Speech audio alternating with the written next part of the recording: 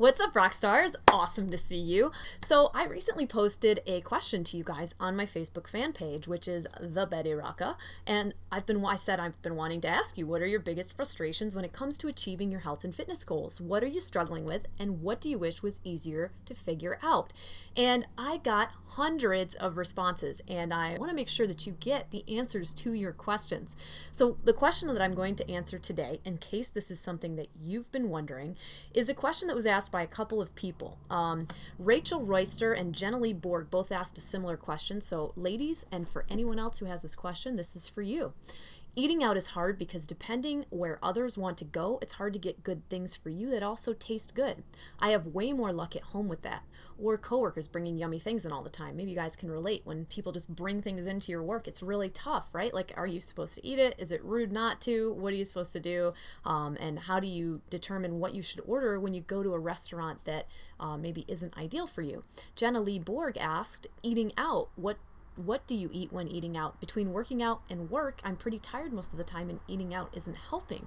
So this is a topic that I hear about all the time. Like, how do you order out and eat healthy? And I wanted to answer this question today because I actually just got back from 5 days on the road of travel, and it was intense and busy, and I had no choice but to eat out almost every day. I certainly brought some things along with me, and this is my first tip for you.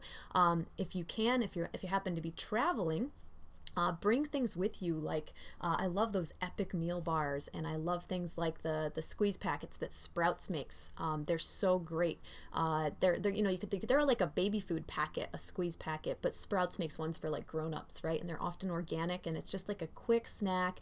And sometimes if you just take the edge off of your hunger, it's easier to make good choices when you're in the restaurant, and you can avoid like filling up on bread or like reaching for chips or snacks because you're not starving when you sit down and they don't have anything for you yet, right? So that's one really good tip if you're traveling. I also always travel with a couple good quality protein powders and my shaker cup, because sometimes it's great to just get something in your stomach. You can use water or some kind of non-dairy milk, or milk if you have some, and just shake it up in your shaker cup, and you have a quick protein shake ready to go. And that's another great tip. But say you are at a restaurant, so you're already at the restaurant, and you just have to figure out what to order, right? Like, that's a great question, and that's something that's really important to figure out. So on my blog, there's this cool article called Menu Surfing, Ordering Out 101 for Any Diet. And I'll post a link to this blog post as a reference for you underneath this video. But I just wanted to hit the highlights for you, because this is exactly what I do when I go out to eat. I always look for what does this place have on the menu actually. I scan the menu as soon as I sit down. I start looking at the menu, and I'm not looking at the actual meals. I'm actually looking at the ingredients that they have in the meals, because I know that I can nicely ask whoever's serving me if I could have, for example, chicken on a lot of the times the vegetarian entree is really great. It'll be like grilled vegetables and maybe quinoa, if you can find something like that. But you might want a protein source that maybe they're not really giving you many options for protein, because a lot of restaurants just think vegetarian means vegetables. But that's just one thing. So you sit down, you look at the menu, you see what's on it. So I worked in the restaurant industry for, oh my gosh, probably 15 years. And one thing that I never would mind if someone would ask nicely is, you see that each dish sort of has a setup. So whatever the protein is on the dish, there's also like a set of sides that go with it. So if you start to really look at what that is, you could swap sides around with different entree items, different proteins. But the first thing that I usually do is look for the protein that I'm going to want to order with my meal. A couple great examples. Here's something that I ate while I was in Vancouver this weekend. It's beautiful grilled shrimp, and this was a salad that they had on the menu that looked really good to me, but it didn't have any protein on it. So I added some of the protein, and I had them leave the cheese off because it just seemed like it would be too heavy, and I don't tend to eat a lot of dairy when I'm out. The salad is lightly dressed in, I ordered a side of fresh squeezed lemon, and I just squeezed the fresh lemon over the top of it. That's a great trick. If you order a salad without dressing, still give it a little pop. You could also ask for a side of olive oil, but olive oil and vinegar sometimes is boring, and a little olive oil and fresh lemon and makes a delicious topping to a salad, jazzes it up a little bit.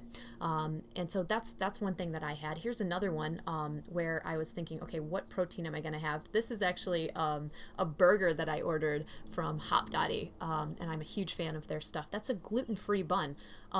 This is cool if you have a place that has a gluten-free bun option and you're going gluten-free. I tend to not always eat gluten-free products when I'm out because it's really hard to know what's actually in them. And I'm not really of a mindset that eating gluten-free is the most healthy thing to do. I often am more concerned about eating a sprouted, soaked, or fermented grain product as opposed to just being worried about the gluten in it, because a lot of times the gluten-free products have a lot of added sugar or other additives. So it's just good to know. But, this would be the best option. And I should also say, whatever the best option is going to be the right choice. You gotta, if you are trying to eat healthy when you are eating out, you just look for the best possible thing and gotta be good with that. So this is one thing that I had, building it around a protein. I added avocado. This was a burger that came with, I think, a pesto, a lot of cheese, a lot of other stuff, and I just ordered it. I swapped out the cheese for avocado, which is great. And of course, that they're gonna say to you, avocado is an extra $1, and you're gonna be like, yeah, I know avocado is an extra $1, right? We all know it's an upcharge for avocado. I met a girl one time and she was like, oh my gosh, I used to have a band named Upcharge Avocado, and I was like, I'm gonna start a hashtag that's Upcharge Avocado, because I think that's so funny. But anyway, consider adding something like avocado to a meal in place of cheese so that you can still get that yummy creaminess without the extra dairy. Like if dairy bothers you and you want to leave it off, then your salad's sort of boring, or my burger would have been boring. I wanted something to kind of make it tasty, so I added the avocado. So that was a great way to do that.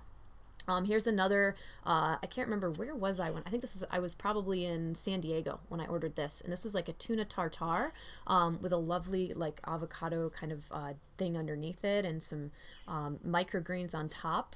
This was something that I would look for because healthy fat, healthy protein, and some greens. I mean, can't go wrong there, right? I'm just giving you some examples of stuff I order when I'm out to eat. This is something cool. So there's this really great breakfast restaurant in Denver, and they have lots of things like pancakes, waffles, chicken pot pie, lots of things that you wouldn't think are really healthy. But when I go there, they have some of the best, they get the best ingredients from local sources. And so for me, it's really easy to create something quickly without a lot of trouble for them. I'll just ask for like a mixed green salad, and I'll put poached eggs on top of it. And what that is just so awesome because it makes it like a breakfast salad, and you have these runny yolks, and maybe they have other great things in the salad too. I'll sometimes sliced apple or pear, and you have delicious egg yolks. So like I said, I'm starting with the protein and then I'm building around it. I'm sort of seeing what else they might have on the menu that would be a good fit with that, and how easily can I make that into a dish without causing them to make some whole huge new thing, right? Let's see, what's this? Oh, this is one other cool thing that you can try to do. This is at a burger joint in San Francisco. Of course, I know it's easier to order food when you're someplace like that, but I just had a lettuce wrap around my burger, and again, you can see the avocado, so that's kind of my move, right? I'm going for healthy fat, healthy protein, and lots of greens. That's kind of always my strategy. Where are my carbs? Well, I had a side of quinoa with that. I'll order, if rice is great, you can get a side of rice. And what else would be good? I mean, just see what kind of creative, healthy grain options that they have on the menu. It's tough to find sprouted grains in restaurants for sure, but you can often find things like, that are the healthiest option that you can get at that moment. And you really want to think about what nutrients your body really needs, because, when you're eating out occasionally, your body's not going to suffer terribly if you're in general, you're cooking for yourself and eating at home as much as you can. You're going to be okay with a few occasional things that aren't perfect for your body, right?